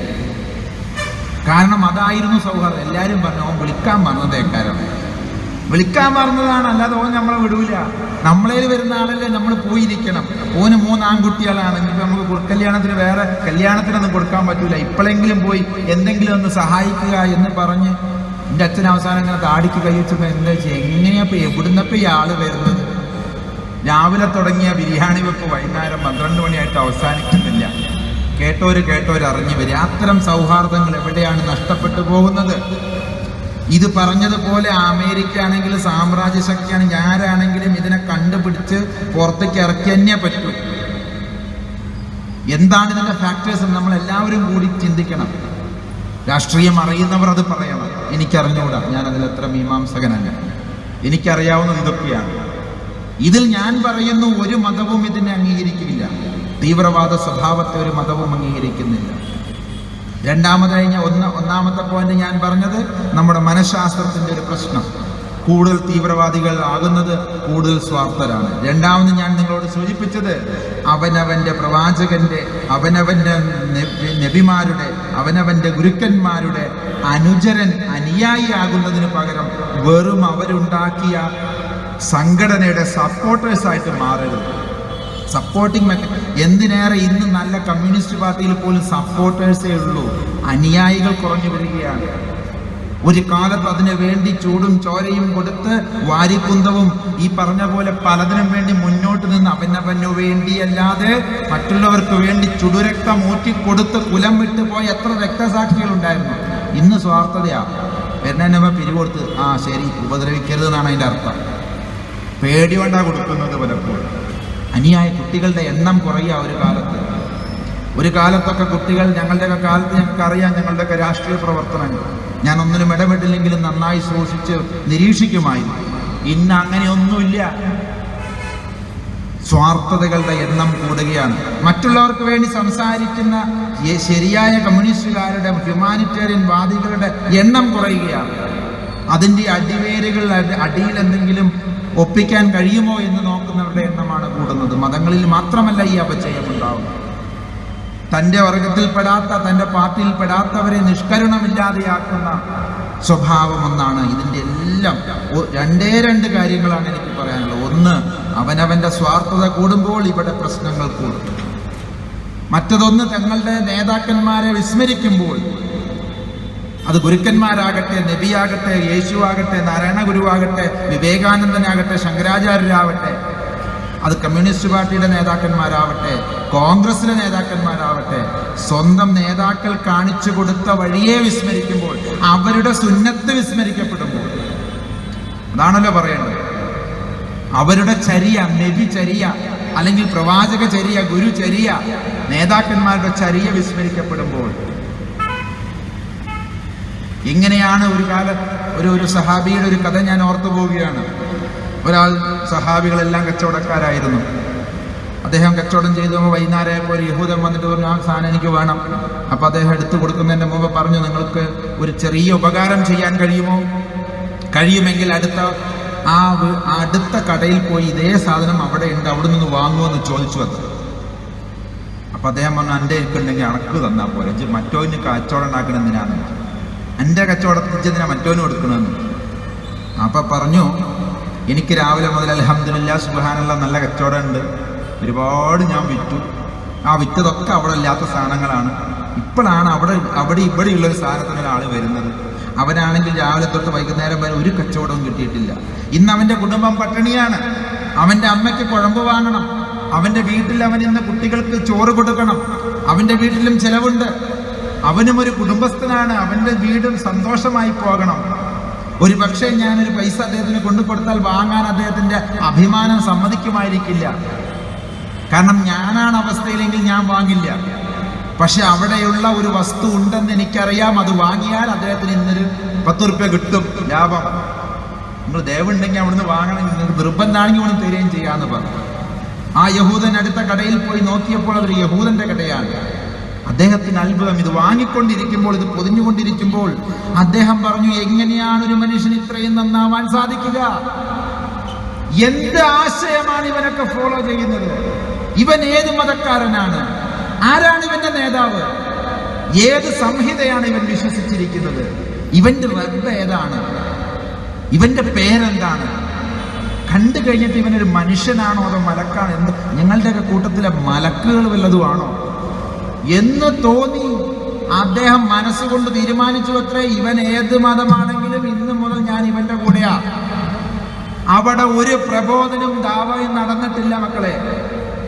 ഒരാളും ഇസ്ലാമിനെ കുറിച്ച് അവിടെ പറഞ്ഞു കൊടുത്തിട്ടില്ല. ഇസ്ലാമിന്റെ ഏകദൈവ വിശ്വാസവും നബിയുടെ അവസാന വരവും ഒന്നും അവിടെ പറയപ്പെട്ടിട്ടില്ല. കച്ചവടത്തിൽ കാണിച്ച ഒരു നേർമ, ഒരു നൈർമല്യം, ഒരുത്തനെ ചിന്തിക്കുന്നവർക്ക് ദൃഷ്ടാന്തമുണ്ടല്ലോ, അവനെ ചിന്തിപ്പിച്ചു. എന്താണ് ഈ ഒരു മനുഷ്യനെ ഇങ്ങനെ കച്ചവടം ചെയ്യാനായിട്ട് പ്രേരിപ്പിച്ച തത്വം? വന്ന വഴിക്ക് തിരിച്ചു ചോദിച്ചു, ഇത് എന്താ ഏതാണെന്ന് എനിക്കറിയണ്ട, എൻ്റെ അപ്പം ഞാൻ കൂടിയിരിക്കണു, ഇനി ഇപ്പം അതിനെന്താ വേണ്ടത്, അതിൻ്റെ ഔദ്യോഗികത എന്താണോ അതങ്ങോട്ട് പറഞ്ഞാൽ മതി. ചോദിച്ചു, നീ ആരാണ്? ഞാനൊരു മുസ്ലിമാണ്. ആരാണ് നിന്റെ പ്രവാചകൻ? പറഞ്ഞു, മുഹമ്മദ് മുസ്തഫ സല്ലല്ലാഹു അലൈഹി വസല്ലം. ആരാണ് നിന്റെ ദൈവം? ആരിലാണ് നീ വിശ്വസിക്കുന്നത്? ഏകമായ ദൈവത്തിൽ. ആരാധിക്കേണ്ടവൻ ആരോ അവനിലാണ് ഞങ്ങൾ ആരാധന അർപ്പിക്കുന്നത്. ഇത്രയൊക്കെ പറഞ്ഞപ്പോൾ ഞാൻ എന്ത് ചെയ്യണം? ഞങ്ങളപ്പോൾ ഔദ്യോഗികമായി അപ്പോഴായിരിക്കണം ഒരു പക്ഷെ ഷഹാദത്ത് കലിമ ചൊല്ലിക്കൊടുത്തത്. അശ്ഹദു അല്ലാ ഇലാഹ ഇല്ലല്ലാഹ് അശ്ഹദു അന്ന മുഹമ്മദ് റസൂലുള്ളാഹി എന്ന് പിന്നീട് വായ കൊണ്ട് പറഞ്ഞത്. പിന്നീട് മതം മാറ്റം ആദ്യം ഉണ്ടാകുന്നതിന് മുമ്പേ അദ്ദേഹത്തിന് മനം മാറ്റം ഉണ്ടായി. ഇന്ന് എന്താ നമ്മളൊന്നും കണ്ടിട്ട് അങ്ങനെ മനം പോയിട്ട് ഒന്നും മാറാത്തത്? ചോദിക്കുന്നതിനുള്ള ഉത്തരം നിങ്ങൾ തന്നെ കണ്ടെത്തണം. നമ്മുടെയൊക്കെ ആചരണം കണ്ടു കഴിഞ്ഞാൽ ആ റസൂലുള്ളാഹിക്ക് റെസ്പെക്റ്റ് കൊടുക്കപ്പെടണം. തരക്കടില്ല. ന്യൂയോർക്കിൽ വെച്ചുണ്ടായ ഒരു സംഭവമാണ്. ന്യൂയോർക്കിലേക്ക് ഒരു മുസ്ലിം കുടുംബം താമസിക്കാൻ ചെന്നു. താടി എന്തൊക്കെയൊക്കെ വെച്ചിട്ട് അയാൾ നടക്കുക. എന്നും ഒരേ ബസ്സിലാണ് കയറുക. അപ്പോൾ അവിടെ ഡ്രൈവർ തന്നെയാണ് പൈസ പിരിക്കുന്ന ആൾ. അവിടെ തന്നെ ചീട്ട് കയറിയിട്ട് വിടുകയാണ് ചെയ്യുക. അപ്പം ഇങ്ങനെ എല്ലാ ദിവസവും ഇങ്ങനെ ഇയാൾ എടുക്കും. ഒരു ദിവസം ഇയാൾക്ക് 40 സെന്റ്, അതായത് 40 പൈസ കൂടുതൽ എക്സ്ട്രാ കിട്ടി. ബാക്കി കിട്ടിയപ്പോൾ ഇയാൾ ഇങ്ങനെ വെച്ച് കയ്യിൽ വെച്ച് ഇങ്ങനെ ആലോചിച്ചത്, ഇപ്പം തിരിച്ചു കൊടുക്കണോ? തിരിച്ചു കൊടുക്കാൻ ഞാൻ മോശമാണ്, എൻ്റെ മതപ്രകാരം ഞാൻ അങ്ങനെ അർഹതപ്പെടാത്തതൊന്നും വാങ്ങാൻ പാടില്ല. നാളെ മഹസ്രയിൽ ഞാൻ ഇതിനൊക്കെ ഉത്തരം പറയേണ്ടി വരും. 40 പൈസയാണ്ട് കാര്യം. അയാൾക്ക് തെറ്റിയതാണ്, പക്ഷെ അയാൾ അറിഞ്ഞിട്ടില്ലല്ലോ. ഒരു വലിയ വടംവലി തന്നെ തൻ്റെ മനസ്സിലുണ്ടായി. അവസാനം അദ്ദേഹം തൻ്റെ നബിയെ ഓർത്തു, തൻ്റെ ഖുറാനെ ഓർത്തു, അള്ളാഹുവിൻ്റെ പ്രബോധനങ്ങളെ ഓർത്തു. അയാൾ കരുതി എന്തായാലും 40 പൈസ തിരിച്ചു കൊടുക്കാമെന്ന് പറഞ്ഞ് ഇറങ്ങുന്ന സമയത്ത് ആ 40 പൈസ തിരിച്ചു കൊടുത്ത് പറഞ്ഞു അത് ഏറെ കിട്ടിയതാ എന്ന് പറഞ്ഞങ്ങോട്ട് ഇറങ്ങിപ്പോയപ്പോൾ ഇയാൾ ബസ് നിർത്തി ഇയാളുടെ അടുത്തേക്ക് വന്നിട്ട് പറഞ്ഞു, നിങ്ങളെ കുറച്ച് ദിവസമായി ഞാൻ ഇങ്ങനെ വാച്ച് ചെയ്യും, നിങ്ങളൊരു മുസ്ലിമാന്നൊക്കെ പറഞ്ഞപ്പോൾ നിങ്ങളെങ്ങനെ ആളെങ്ങനെ ഉണ്ടെന്ന് അറിയാൻ വേണ്ടി 40 പൈസ കൂട്ടി വെച്ച തന്നെയാണ്. നിങ്ങൾ വലിയ നിങ്ങളെ വല്ലാതെ ഇവിടെ ഉള്ളവരൊക്കെ എതിർക്കുന്നുണ്ടല്ലോ, അപ്പം നിങ്ങൾ മഹാമോശക്കാരാണ്, ചീത്ത ആൾക്കാരാണെന്നൊക്കെയാണ് എൻ്റെയും വിചാരം. പക്ഷെ നിങ്ങൾ ഇങ്ങനെ കാണിക്കുന്നുണ്ടെങ്കിൽ നിങ്ങൾ ഞങ്ങൾ അത്ര വിചാരിച്ച പോലെ മോശക്കാരൊന്നും ആവാൻ സാധ്യതയില്ല. എനിക്കതുകൊണ്ട് നിങ്ങളോടൊന്ന് സംസാരിക്കാൻ വേണ്ടിയിട്ടാണ് ഞാൻ ഈ ഒരു പരിപാടി. ഒന്ന് ആലോചിച്ച് നോക്കൂ, ഈ 40 പൈസയ്ക്ക് വേണ്ടി അവര് കണ്ണടച്ചിരുന്നെങ്കിൽ അദ്ദേഹം ദീനിനെ വെക്കുമായിരുന്നില്ലേ? 40 പൈസയ്ക്ക് യേശുവിനെ ഒറ്റിക്കൊടുത്തത് 30 വെള്ളിക്കാശിലാണെങ്കിൽ അന്ന് അദ്ദേഹം ദീനിനെയും പ്രവാചകനെയും ഖുറാനെയും അള്ളാഹുവിനെയും ഒറ്റിക്കൊടുക്കുന്നത് വെറും 40 സെന്റ്, only 40 cents, 40 പൈസ. ഇന്ന് നമ്മളൊക്കെ എത്ര ഉപ്പയ്ക്കും എത്ര ചില്ലി കാശിന് വേണ്ടിയിട്ടാണ് അവനവന്റെ മതത്തെയും അവനവന്റെ ആചരണത്തെയും അവനവന്റെ പ്രവാചകന്മാരെയും ഗുരുക്കന്മാരെയും ഒറ്റിക്കൊടുക്കുന്നത്. രാഷ്ട്രീയ നേട്ടങ്ങൾക്ക് വേണ്ടി, സ്വാർത്ഥതയ്ക്ക് വേണ്ടി. ഇന്നെല്ലാം പാഠങ്ങൾ ഉൾക്കൊള്ളാനുണ്ട്. അതുകൊണ്ട് ഇത്തരത്തിലുള്ള സംഗതികൾ ഇനിയും ഉണ്ടാകണം. ഇനിയും ഇത്തരം ആളുകൾ ഇവിടെ വരണം. ഇനിയും ഇത്ര സംസാരങ്ങൾ ഇവിടെ ഉണ്ടാകണം. ഞങ്ങളൊക്കെ പറയുമ്പോൾ നിങ്ങൾ കൂടുതൽ ചിന്തിക്കും.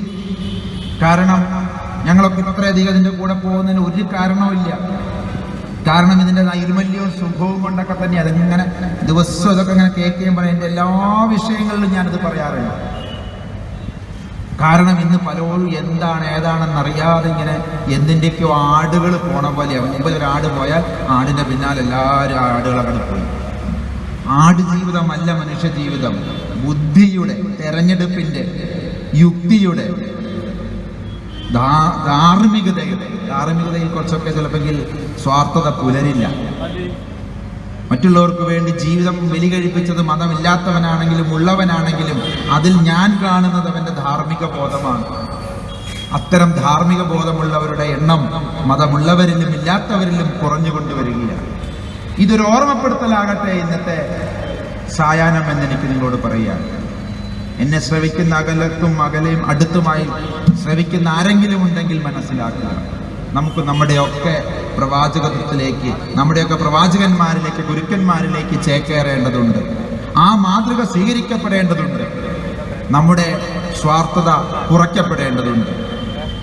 ഇത്രയുമാണ് ഇന്നത്തെ ഒരു അവസ്ഥയിൽ എനിക്ക് പറയാനുള്ളത്. ഇതിനൊരു അവസരം ഒരുക്കി തന്ന ആരൊക്കെയാണെന്ന് എനിക്ക് അറിഞ്ഞൂടാ. അറിയുന്ന 1-2 പേര് കൂടെ വന്നിട്ടാണ് വിളിച്ചത്. ഏതായാലും വളരെ സന്തോഷം. ഇങ്ങനൊരു അവസ്ഥയിൽ നിങ്ങൾ എനിക്ക് അവൈധി തന്നതിലും. എന്നോടൊരു 10 മിനിറ്റ് വന്നപ്പോഴാണ് ഞാൻ പറഞ്ഞതൊന്നും 10 മിനിറ്റ് ഒന്നും പറഞ്ഞാലൊന്നും തികയിലായി. വെറുതെ വന്നിട്ട് 10 മിനിറ്റ്, എന്ത് 10 മിനിറ്റ്? എനിക്കങ്ങോട്ട് നിറഞ്ഞ് പറയണം, എന്നാലേ എനിക്കൊന്നും ഉറക്കം വരുള്ളൂ. ഒരു 10 ആക്കണമെങ്കിൽ ഇതൊക്കെ പറഞ്ഞു കൊടുക്കാൻ പറ്റില്ല. എനിക്കൊന്നും ഉറങ്ങണ്ടേ? അപ്പോൾ എനിക്കൊന്നും ഉറങ്ങാൻ മാത്രമുള്ളതൊക്കെ അയക്കണം. അപ്പോൾ അൽഹംദുലില്ലാ നമ്മളെല്ലാവരെയും ദൈവം അനുഗ്രഹിക്കുമാറാകട്ടെ. ജന്നത്തുൽ ഫിറൗസിലൊക്കെ കൂട്ടപ്പെടുമാറാകട്ടെ എന്നൊക്കെയാണ് എൻ്റെ പ്രാർത്ഥന. അതിനുള്ള ഹിദായത്തും തൗഫീഖും ഒക്കെ പഠിച്ചവൻ നമുക്ക് പെരുമാറാകട്ടെ. അത് കിട്ടിയവർ മുറുകെ പിടിച്ചോളി, കിട്ടാനുള്ളവർ കൂടുതൽ മേടിക്കാൻ നടന്നോളി, ഉണ്ടാക്കാൻ നടന്നോളി. നിൻ്റെ കാര്യം ഓർത്താലും വിഷമിക്കണ്ട. ഞാനത് എവിടുന്നെങ്കിലൊക്കെ എങ്ങനെയൊക്കെ ഉണ്ടായിക്കോളും. മനസ്സിലായില്ലേ? സ്വാമി ഇതൊക്കെ പറഞ്ഞിട്ട് ഉപര തൗഫീഖും ഹിദായത്തൊക്കെ അത് വേണ്ട, അവനാൻ്റെ ആണ് നോക്കിയാൽ മതി. നമ്മൾ തമ്മിൽ ഒരു ഹോട്ടലായിട്ട് കൂട്ടിക്കോളി. അൽഹംദുലില്ലാ വരാൻ സാധിച്ചു, നിങ്ങളോടൊക്കെ സംവദിക്കാൻ സാധിച്ചു. തെറ്റുകൾ എന്തെങ്കിലും ഉണ്ടെങ്കിൽ, അധിക പ്രസംഗം എന്തെങ്കിലും നടത്തിയിട്ടുണ്ടെങ്കിൽ എന്നോട് ക്ഷമിക്കുക. നല്ലത് എന്തെങ്കിലും ഉണ്ടെങ്കിൽ ഉൾക്കൊള്ളുക. ഇത് കാലഘട്ടത്തിൻ്റെ ആവശ്യമാണ്. സൗഹാർദ്ദപരമായി നമുക്ക് പോകണം, സൗഹാർദ്ദമുള്ളതായിട്ട് തന്നെ പോകണം. എന്നാലേ എല്ലാവർക്കും നിലനിൽപ്പുള്ളൂ. യുദ്ധം ഉണ്ടായാൽ കണ്ടിരിക്കാനൊന്നും ആളുണ്ടാവില്ല. ഇന്നിപ്പോൾ അമേരിക്കയും കൊറിയയും കൂടി യുദ്ധം ഉണ്ടായി കഴിഞ്ഞാൽ നമ്മളൊക്കെ ഇങ്ങനെ കാത്തിക്കുക, വാട്സപ്പിലൂടെ ഇങ്ങനെ കാണാൻ വാണം പെടുന്നതേ. എപ്പോഴാണ് അവിടെ പുളിക്കലൊക്കെ വന്ന് വീഴുക, അല്ലെങ്കിൽ പിന്നെ രാമനാട്ടുകരയിൽ കൊറിയെന്ന് വന്ന് വീഴുക എന്നൊന്നും പറയാൻ പറ്റില്ല മക്കൾ. അതിന് മാത്രം സാധനങ്ങളാണ് ഉണ്ടാക്കി വെച്ചിരിക്കുന്നത്. ഭൂമിയെ 40 പ്രാവശ്യം ചുട്ടരിക്കാനുള്ളത് ഓൾറെഡി ഇവിടെ ഉണ്ടാക്കി വെച്ചിരിക്കുകയാണ്. അതുകൊണ്ട് 2 മതങ്ങൾ തമ്മിൽ തല്ലാൻ നിന്ന് കഴിഞ്ഞാലേ അതിൻ്റെ ഉള്ളിൽ ചോര കുടിക്കാൻ നിൽക്കാൻ ആരും ഉണ്ടാവില്ല. അതുകൊണ്ട് ഇതിനൊന്നും മെനക്കെടാതെ മാന്യ മര്യാദയ്ക്കായി അവനവൻ്റെ പ്രവാചകന്മാരും അവനവൻ്റെ മതവും അവനവൻ്റെ ഗ്രന്ഥങ്ങളും പറഞ്ഞത് ശ്രദ്ധിച്ച് മുന്നോട്ട് പോയി കഴിഞ്ഞാൽ നമുക്കൊക്കെ ജീവിതമുണ്ട് ഈ ലോകത്ത്, പരലോകത്തും അതിന് ഗുണമുണ്ട് എന്ന് ഓർമ്മിപ്പിച്ചുകൊണ്ട് നിർത്തുന്നു. നന്ദി, നമസ്കാരം.